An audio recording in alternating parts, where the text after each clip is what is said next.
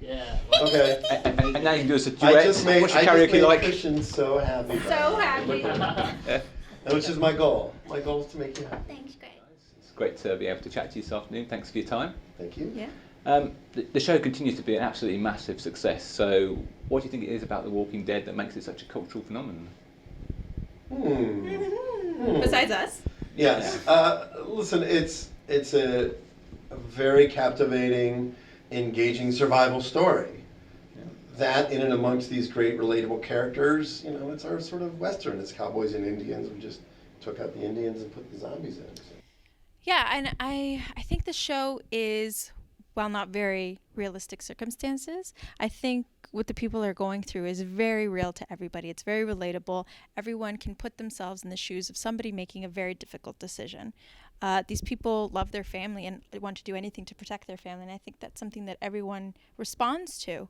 And I think the fact that, you know, all of us are so committed to what we do and so honest about the feelings, I think that resonates with people.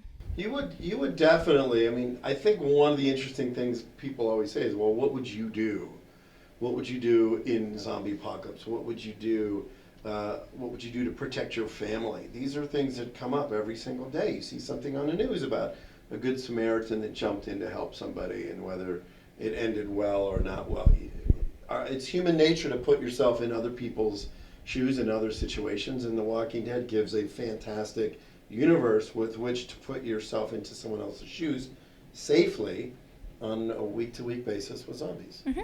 Bam. Boom! I would totally good. drop this mic, but I would drop it on her leg. So, I mean, obviously, The Walking Dead has such really strong female characters in it. So, in the light of, you know, obviously the Me Too movement recently, and obviously yesterday being International Women's Day, what's it like to star in and create a show where the women are as strong and as equal as the men? It's so funny because I don't expect anything else. The women and the men, for me, I just said it and I really believe it. I don't think we write for men and women. I feel like every instance you see Rosita in, it could have just as easily have been Rick or Daryl or Morgan. And in every situation those men are in, it could have just as easily been any of the female characters. You know, we're seeing people like Rosita share on the show things that she has been through and things that she has done to survive. And that's exactly what the men are doing on this show, is anything to survive. She was willing to sacrifice herself. She was willing to get killed to kill Negan and protect the remaining members of her family, to ensure that what happened to Glenn or Abraham was not going to happen to anybody else. I think that not only is that a very powerful thing for a woman to do, but that's a powerful thing for any person to do. And she did it, and she was willing to die for her loved ones, and I think that's important. Listen, we also have some magnetic performers, you know, I mean, between Sonequa and Christian and Denai and Lauren Cohan, you know, these women, they're powerful women on their own right, so they inject a lot of that into those characters. And I think that's something that you don't want to forget. It's not that powerful characters are being written, but these women are interjecting also their own presence into it. And I think that's really, really important. Okay. So we've got to talk about, I think, the zombie mincing Yes. scene. I mean, how much fun was like that to create and film that scene? What was that like? Well, I think the trickiest part of it was we ended up renting that massive machine. And on day one, they gave us a big list of stuff you can't put in it. And it was virtually everything on the planet. Did it say zombies? Put in. No, they were like, you can't put this in. We took jugs of water and threw jugs of water in right on the first test day just to see. And it just demolished everything. And then we're like, oh, well, let's just put a bunch of blood in. And they're like, you can't put any blood in it, because the blood would get into the Coagulate gears in the... and mess it up. So that was a triumph in visual effects. We created a lot of the sludge that comes off the belt, but all those people falling into those gears, that was all created with the art of digital magic. And what was that stuff coming out on the conveyor belt? What's that? It was that zombie burger mix? It was a combination of oatmeal, fake blood, strips of latex, and silicone. Oatmeal is pretty much the go-to when we want to blow up any heads or anything. Oatmeal's good. Oatmeal is terrible. Oh, I'm not an oatmeal gal. Not when it's been Not when added there's to. zombie blood in it. Yeah, Yeah. exactly. Yeah. That's the kind of added flavours you don't want to have, isn't it? So obviously we've seen another big character leave the show in this season with the sort of demise of Carl. What was the thinking behind his leaving the show and the timing of it? Well, there's clearly these two warring factions are going at it pretty hard.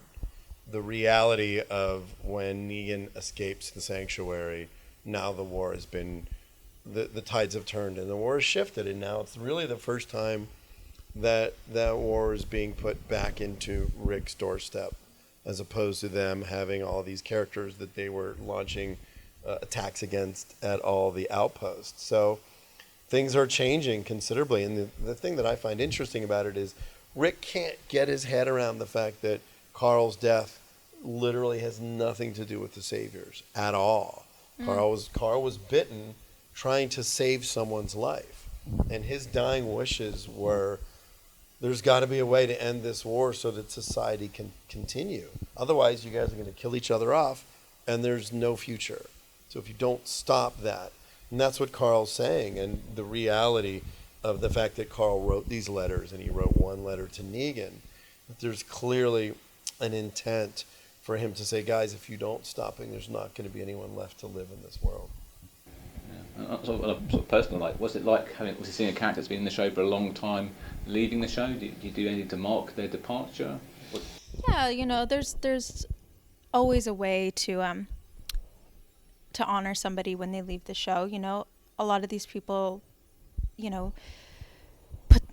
everyone puts their heart and soul into this project. Everyone is fully committed to this show. Everyone spends a lot of their lives and time on this show. So you always honor them. We tend to do little dinners. Mm-hmm. And grew up on the show. I mean, Grew I up think on with the Chandler, show, yeah. that's probably more the case than anybody. He was 10 years old when we started, and I have a son who's a little bit younger than Chandler. So all of my relationship when I directed Chandler and how I got to know him as a young man, I channeled through my relationship with my son. And I think with all of us, we were talking about this earlier today, the idea that Chandler's just at the beginning of his career, it's a pretty exciting time for him. Very exciting. And he's got a band going on, and he's DJing, he's got all this other stuff. I think the challenge for us always is we can never talk about it. We can't really even acknowledge it until months later. We shot this episode in August of last year. So I think for a lot of the actors, I know even with Stephen Yun, I think the hardest part for them is leaving the family, of not being part of that sort of communal experience that we go through every day shooting the show together, because that is really something we all love doing. Yeah. And do you sort of follow the actors and actresses after they leave? And obviously Sneaker's gone on to do amazing things with Star Trek Discovery. Are you guys fans of that show? I love it. I'm fans of anything Sneaks does. I love the show, and I think Sonequa brings such a power to her character that I sort of binged watch all 14 episodes, and it's magnificent. She's really great. But listen, look at John Bernthal, look at Sarah Callies. John's on The Punisher. Sarah's directing now. It's really amazing what all of our cast have gone on to do. Michael Rooker. I remember we were doing audio commentary for his last episode, and he's like, "Hey, I just got a call to do this movie, Guardians of the Galaxy." I'm like, "Wait a minute, you're on the #1 TV show in the world, and then you're in the #1 movie in the world." So our cast is pretty prolific and continues to show why they were cast on The Walking Dead to begin with. Obviously, we can't leave without talking about the zombies, and the zombies and the effects of the zombies are absolutely amazing. And this season we've seen, the toxic waste zombies, they were fabulous. Mm-hmm. Any particular favourite zombie that you have, and any insights into future zombies? Let's hear. Do you have a favourite? I don't know that it was my favorite, but it's a funny story, and I'll tell it. I think it was early season 5. I was very single, and there was a walker, and I remember going, "That's a good-looking walker." Did you share that with anybody Yes, at the time? we were doing the Which it was the scene school was it? bus, or not the school bus, the bus. Where we Oh, flipped the bus and set with it on fire. Elsie and Yes, Yeah. and I think I just said it to myself, but Alana, Lauren, I think Steven, I think everyone heard it, and everyone was like, "You're a freak." So you said it to yourself, but Yeah, out loud. but no, I'm not. But look, I tend to think that when this show goes very far, or very dark, or very gruesome, or very bloody, I love it. And I tend to think that the walkers are very stunning. Yes, they're very creepy. And yeah, that's the goal. They're the undead. But they're beautiful because they're just beautifully done. And I think there was a good-looking man under the makeup anyways. I thought But he was you would never know that, by the way. You're probably right, but you may not. It might just be one of those, like, take the makeup off and go, and we're out. It was like beer goggles, his zombie makeup. Zombie beer goggles? We could totally invent that right now.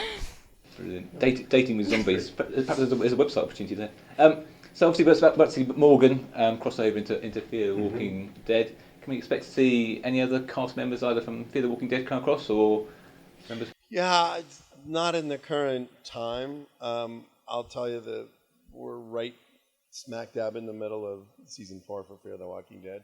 Ian and Andrew, the new showrunners, are doing an amazing job. The scripts are absolutely fantastic.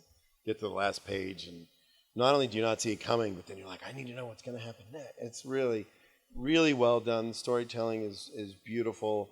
All of our original cast is doing great, and Lenny, and we have Garrett Dillahunt, and we have Jenna Elfman, and I've spent some time on set, and it's really an exciting time for Fear the Walking Dead. Ladies and gentlemen, you're watching Hey You Guys! Hey You Guys, huh? Hey, you guys. Is that from the Goonies? It is indeed, yeah. Nice. Hey,